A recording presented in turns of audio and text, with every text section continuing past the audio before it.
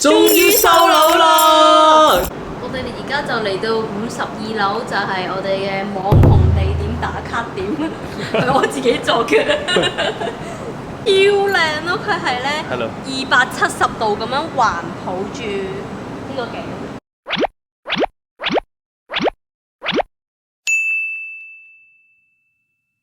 終於收樓啦！大家好，歡迎收睇夫妻廢片，我係偉哥，我係 Micky。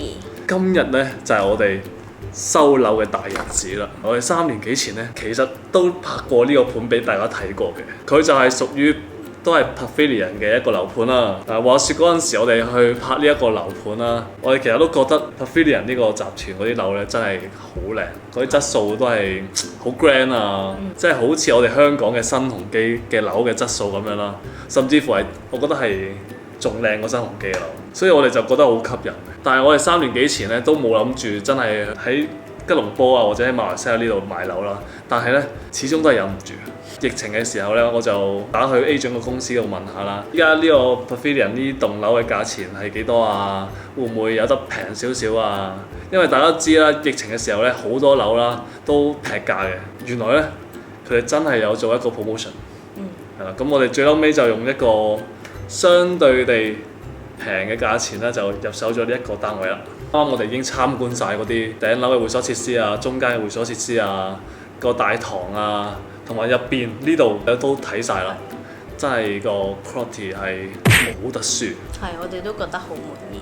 除咗 Pavilion 呢個品牌咧，個 quality 係比較有保證之外咧，最吸引我哋地方咧就係呢個 location。因為作為一個遊客嚟講咧，我哋去旅行首選就係市中心嘅位置啦。咁呢度咧行過去酒吧街咧就大概3分鐘啦，亞羅街咧就大概5分鐘。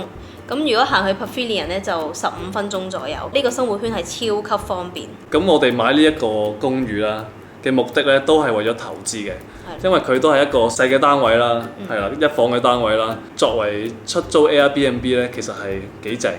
係，因為如果作為情侶嘅話咧，你租呢度一房咁樣已經足夠啦，而且咧佢個天台咧仲有一個打卡位，係一個 Infinity Pool 啦，可以望到吉隆坡塔同埋雙子塔。咁一陣間咧，我哋都會上樓上俾大家睇下啦，大家可以去旅行嗰時 book 呢度嘅 Airbnb。我哋要提高呢度嘅入住率。另外一個吸引嘅地方咧，就係佢有2層都係泳池嘅。咁第一層打卡咧就喺50幾樓頂層啦，另外一個咧就喺12樓嘅。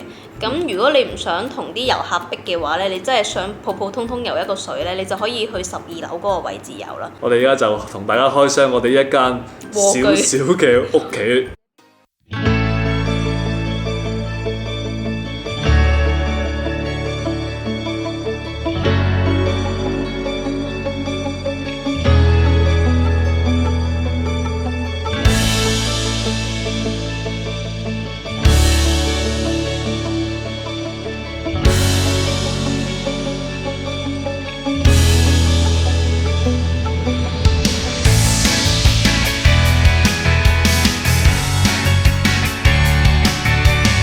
呢度收樓嗰個配套咧都幾樸素下喎。香港咧係一個盒啦，好似嗰啲名牌手袋嗰啲盒咁樣，然後入邊咧係擺晒鎖匙。咁呢度咧就係一個公文袋啦，咁就有個單位名刻咗喺呢個嘅。然後佢入邊咧就有晒嗰啲電掣啊、冷氣機啊，同埋鎖匙啊、門卡嘅嘢啦。好，呢度咧就係我哋嘅大門啦。呢個位咧就可以自己整個鞋櫃啦。大門入到嚟嘅右手邊啦，就係一個開放式嘅廚房，咁就有一個 L shape 嘅 island 啦。咁啊嗰啲櫥櫃咧都已經做晒喺度㗎啦。嗰啲櫃咧個 quality 咧都幾唔錯。我哋呢個單位咧就包晒所有家私啊、裝修啊同埋啲電器嘅。基本上你拎包入住咧就已經 OK 㗎啦。今晚咧其實我哋可以喺度住。係啊，啱啱咧我哋收樓嘅時候 ，agent 問我哋要唔要喺度過夜。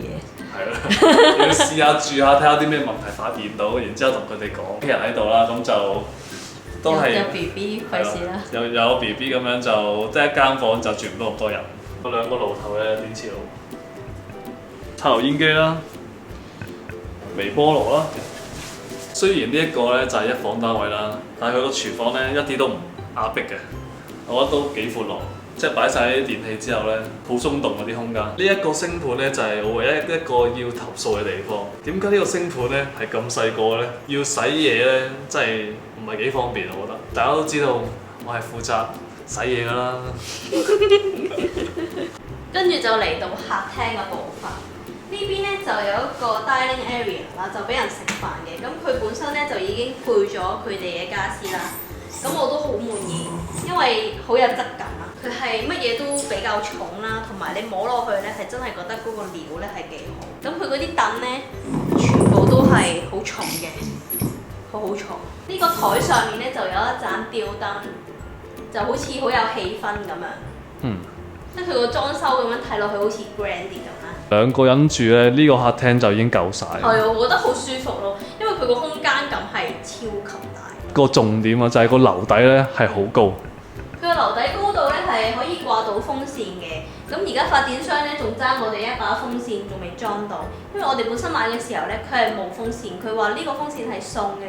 唔知係咪送啦，其實都係俾咗錢買。咁嚟到呢度咧就係一個好舒服嘅客廳啦。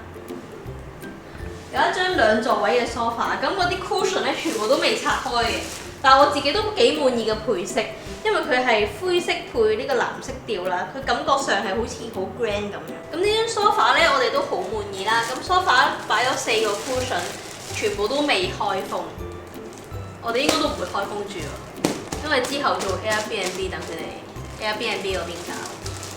然後佢後邊咧掛咗呢幅畫，點綴咗成間屋。呢幅畫咩名堂咧？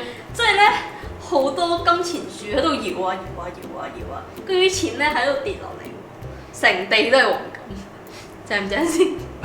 呢個好明顯就唔係金錢樹啦。佢係比較抽象少少嘅，大家幻想下呢幅畫係有咩意思？歡迎留言。咁佢係已經配好晒嘅茶几啦，呢個茶几咧係超級重。偉哥自己抬起都覺得好重啦，但係我都幾欣賞佢下邊咧有得儲物㗎。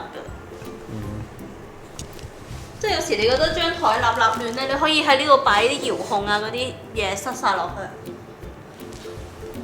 然後佢又配埋個地氈啦，同埋側邊呢度有張凳嘅，呢個位。張凳都係好重下，有啲 quality 嘅。坐落去睇下舒唔舒服？係咪同我今日嘅顏色好襯？都係藍色。呢度有個角機咁樣，但係佢係有得儲物過呢個位。呢個好似好有時尚感咁樣，然後呢個擺盞燈咁樣就會營造到更加 grand， 係嘛？多謝你分享。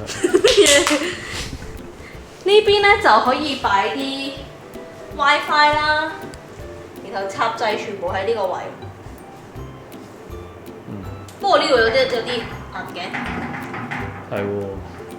係咪要問佢呢度？哦，大家我驗樓嘅時候驗到呢一張台，唔記得要投訴下先，呢度一陣間反映下。另外咧，佢窗簾咧其實已經全部做好晒嘅，大家可以睇下呢邊，係幫我哋襯埋色啦，金地色嘅窗簾啦，再加一層窗紗嘅。佢有2層啊，唔錯。係啦，咁呢度望出去咧，好遺憾地，前面有個地盤做緊嘢啦，可能會都係望到對面樓喎。遲啲應該 block 住咗個景㗎啦。但係我哋個價錢其實都已經反映咗啲景觀㗎啦。因為我哋主要係諗住投資租俾人住啦，所以我哋覺得咧個景觀咧對我哋嚟講都唔會受到太大影響。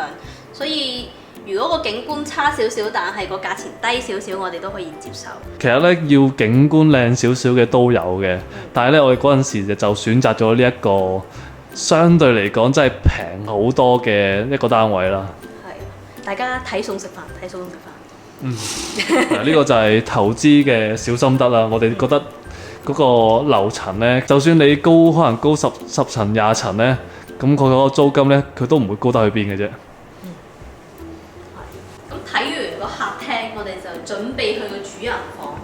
但係我想問咧，呢個位咧可以擺啲乜嘢？呢個位好空曠喎，咁樣喎，係咪可以擺啲嘢？我都覺得好奇怪嘅，香港人嘅思想咧就係你嗰間屋咧，好似有啲位咧，你就想揾啲嘢塞滿佢，塞到好似好混亂。唔其實唔擺嘢就係最好嘅應該。可能啲人嚟到入住嘅時候喺呢度開篋咯，喺呢度打開。呢度就係主人房啦。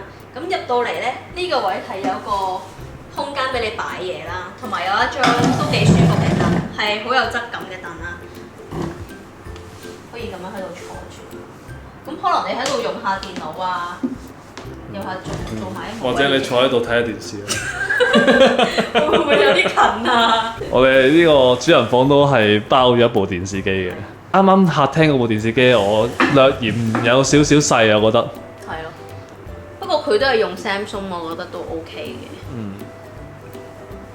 然後咧，呢度就有一個好大嘅玻璃窗啦，係可以開窗嘅呢個位。係咁樣咯。即係如果大家想吸啲新鮮空氣咁樣，就可以開窗。哦，佢有個位 lock 實嘅應該。哦，呢個位。有時住酒店咧最煩嘅地方咧就係佢冇啲新鮮嘅空氣入嚟啦。咁呢度咧就可以自己開窗通下風咁樣，我覺得都幾好。嗯，佢最多都係開到咁樣嘅啫。係咯係咯。咁就唔會唔小心跌落去咯。係啦，防止空中飛人。係。呢個位置係好舒服嘅。係，咁佢就都算係落地玻璃窗啦，但係就唔係落到去最底啦，呢度有個少少嘅窗台位。係啊，呢個窗台位。但係我有一點咧就覺得好奇怪，呢間房咧就包咗床同埋床褥啦，但係佢唔知點解咧就分開咗兩個單人床，有兩張單人床嘅床褥啦。可能佢興啊呢度，因為咧，如果你兩個人一齊瞓咧，你可以選擇我瞓軟啲，你瞓硬啲，咁就可以大家根據自己嘅骨骼調節嗰個舒適度。係咩？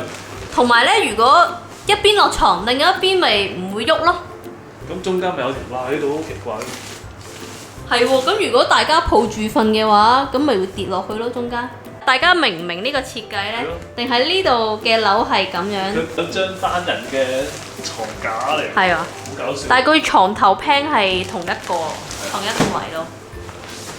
如果大家知道嘅話，都可以話俾我哋聽。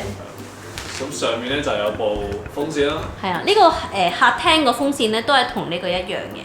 呢部係我哋喺 contract 入邊就已經寫到明係有嘅。嗯。咁客廳嗰部咧就係發展商話送俾你嘅，唔使講啦，就一定係三邊落床啦。係。無論間房幾細都好，都係三邊落床嘅。呢間房都已經算係比較細嘅啦，我覺得。係啊，呢間房係比較細。但係佢都係有三邊落床啦，中間擺咗張king size嘅床位，咁隔離兩個床頭櫃、床頭燈，有晒插掣。掂。主人房咧行過嚟呢度咧就有個衣帽間啦，咁佢係兩行衣櫃嘅，咁佢個空間感都算幾大啦。我覺得呢個位咧可以裝翻塊鏡咯，令到個成個空間感更加大。你唔覺得喺呢個位裝會好啲咩？係咩？好似係喎，呢度咁樣換完衫喺呢度咁樣 OK 喎。係嘛？呢度整翻個掛牆，掛牆嘅。唔好意思。呢度會擋住，你開完個櫃會擋住。我個頭比較大啲，唔好意思。呢度咧打開咧就個衣櫃都幾大。咁有晒櫃桶啦，都係 soft close。呢個衣櫃咧就比較細啦，咁我屋企嗰個咧就大好多。已經好大啦，我呢個衣櫃已經。呢個衣櫃都算幾大嘅，同埋如果你真係唔夠空間嘅話，可以呢個位咧，即係頭先偉哥話裝鏡嗰個位咧，再加多一行。唔使啦，夠用㗎啦。係啊，即係普通旅客嚟到都夠用。係啊，同埋上面咧都可以擺嘢㗎嘛，佢個櫃咧係做到頂嘅。嚟到呢度咧就係廁所位啦，咁廁所咧都係乾濕分離。其實我覺得呢個廁所係非常奢侈。你喺呢度浸浴，跟住然後你喺度淋浴，其實呢個空間已經好大，等於香港好多地方可以擺到張床。另外一點咧有個位咧，我哋覺得百思不得其解，點解個廁所係咁暗咧？因為佢成個廁所係得一盞燈嘅啫。仲要係咁細盞。係咯，點解唔可以呢度整得光猛啲、舒服啲咧？但係如果我book Airbnb 訂到呢個質素，我覺得都 OK， 即係冇得彈啦。你咁樣乾濕分離又乾乾淨淨咁樣。係啊，其實真係唔係每一間 Airbnb 咧都係咁好嘅質素。我哋今次嚟到 KL 咧，我哋 book 咗間勁恐怖嘅 Airbnb， 恐怖嘅程度就係我哋1秒都唔想留喺嗰間屋入邊，我哋即刻打上 Airbnb cancel 啦。咁後尾我哋等唔切啦，跟住偉哥話：唉，算啦，蝕50%我哋都要走。跟住我哋即刻 pack 行李走。咁呢個位呢，就係一個客人用嘅廁所或者廳用嘅廁所啦，因為佢呢度呢，又係可以通翻出去個廳嗰度嘅。呢度呢，就係趟門。喂，個趟門拉唔到出嚟嘅。哦，咩嚟㗎？有毛嘅。係啊，呢個位真係要驗樓師。我哋準備都會約驗樓師驗一驗啊。個 agent 介紹呢，佢就話呢度通常驗樓嘅尺價呢，就係6蚊一尺。即係可能驗晒成間屋，我哋就會用300-400蚊馬幣左右。咁我哋都覺得呢筆錢都出得值嘅。咁驗下呢度有咩得樓？跟住呢度出翻嚟呢，就係啱啱嘅客廳，就係咁。就好普通嘅一個洗手間，2個洗手盆嘅呢度。所以咧就唔使爭。真係有啲客人要嚟，你唔想俾佢哋睇到你嘅浴室咧，你就可以將呢對門閂埋佢咯。不過我覺得如果呢度整翻個插掣會好啲，因為而家好多廁所咧都係會入邊內置咗一個插掣俾你吹頭。係啦，咁我覺得呢個都相當滿意。大家睇完我哋層樓咧，覺得有乜嘢評價，又或者覺得值唔值咧？咁我哋咧就覺得都幾滿意下嘅，因為我哋收樓嘅時候咧，佢所有嘅 finishing 都幾好嘅做得，同埋佢係有晒所有家電啦、水電嗰啲又唔需要我哋搞啦，因為發展商已經幫我哋搞掂晒啦。其實我哋而家咁樣拉個篋啊，整好啲床單咁樣就可以已經入嚟入住㗎啦。同埋我感覺咧係真係舒服嘅。即係佢呢度咧唔會太壓迫啦，有得開窗啦，咁成個感覺都係好開揚、好光猛嘅。而且佢呢度啲 facility 嘅質素都好好啦，每次入場都唔使俾錢咁樣，我覺得都好適合遊客過嚟玩下啦，又或者過嚟呢度住翻幾晚都幾 happy。其實啦，本身 Pavilion 嘅樓咧係唔會俾你去做 Airbnb 嘅，但係咧可能疫情嘅關係啦，咁佢哋就放寬咗呢個條件啦，就可能有某一部分嘅樓咧係可以俾你做 Airbnb。係咯。係，我哋都係因為佢俾我哋做 Airbnb，我哋先對呢度有興趣。嚟緊我哋就會將呢間屋咧就交俾佢哋做 Airbnb 㗎啦。之後再同大家 update 下啦，update 下呢度睇下嗰啲投資回報啊，入住率係幾多？因為我哋自己第一次玩 Airbnb 都係一個新手。係啦，咁而家我哋就會帶大家睇下呢棟 building 嘅 facility。A few moments later。我哋而家就嚟到52樓，就係我哋嘅網紅地點打卡點，係我自己做嘅，超靚咯！佢係咧270度咁樣環抱住呢個景。一上到嚟，其實已經望到雙子塔景啊！係啦，佢上到嚟嗰啲口位咧，就望住雙子塔嘅側面，然後可以見到嗰邊 Pavilion 商場啦。有個菠蘿塔喺呢度係勁近咯。如果要影埋個菠蘿塔咧，可能真係要游出去個池邊嗰個位。呢個吉隆坡塔係勁近。跟住呢度仲有個集水池，係咪呢度近？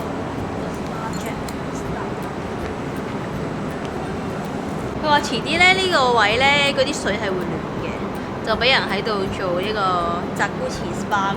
係可以望住個景。呢邊係比較大啲，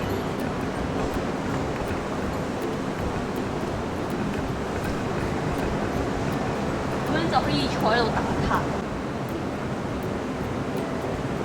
呢度真係超靚。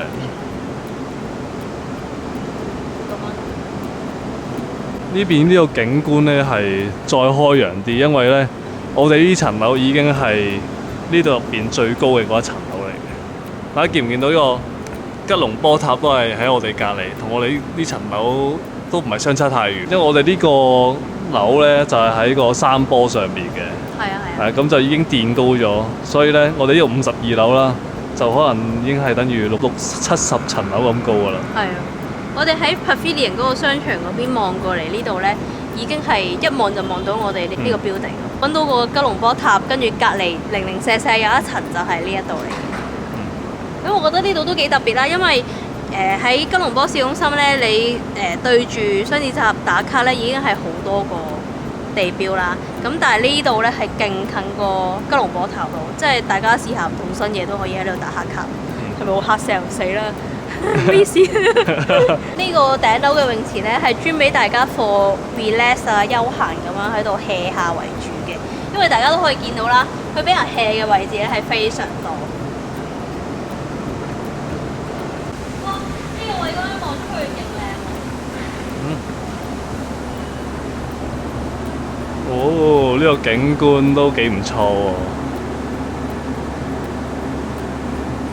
喎，一望無際啊！呢度係又幾靚啊！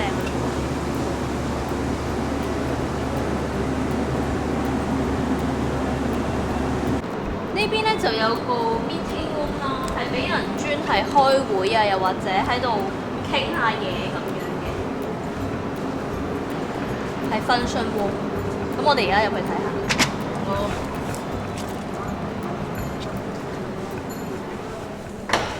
咁呢度 function room 咧就可以俾人喺度傾下嘢啦、飲下嘢，又或者喺嗰度開會。咁係唔使 book 嘅，係自己行入嚟就 OK。哇！呢個咧 function room 係好靚，我覺得。係啊。出邊又望到雙子塔啦。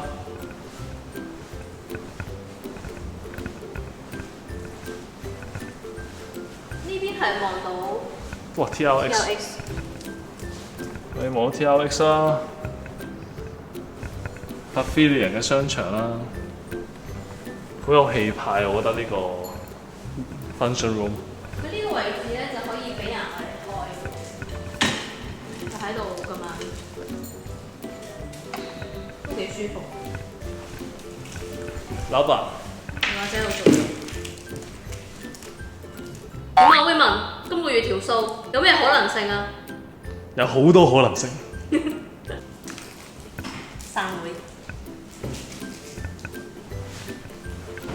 呢度就係12樓嘅休憩設施啦，就係有一個泳池同埋有 gym room 嘅，同埋有瑜伽房。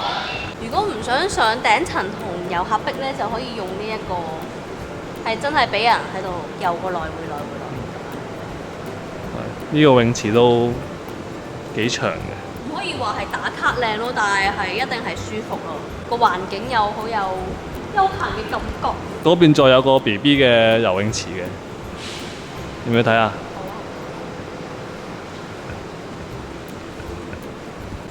呢度有 BB 玩嘅一個遊樂場啦。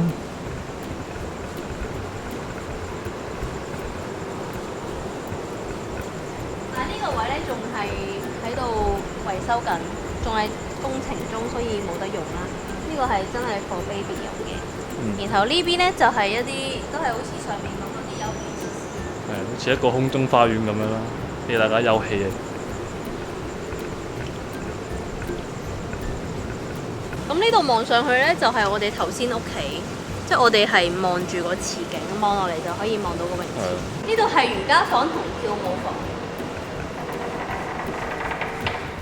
都係唔使 book 場啦，你呢啲都係先到先得。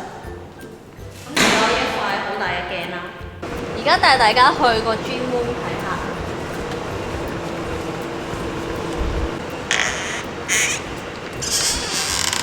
我哋覺得呢個 gym room 咧，佢都係幾大，同埋佢啲機都係好正。呢部機好正啊，我覺得。可以爬上去上面啊！雖然話唔係太過齊全啦，但係佢啲機係夠用嘅。係啊，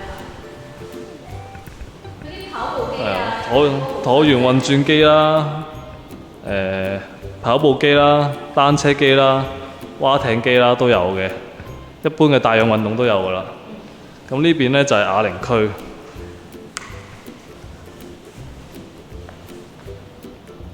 其實呢度咧望落去好似好大嘅原因咧，就係因為佢個樓底咧真係好高。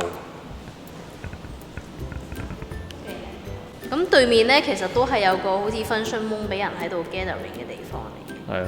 咁大家喺嗰邊。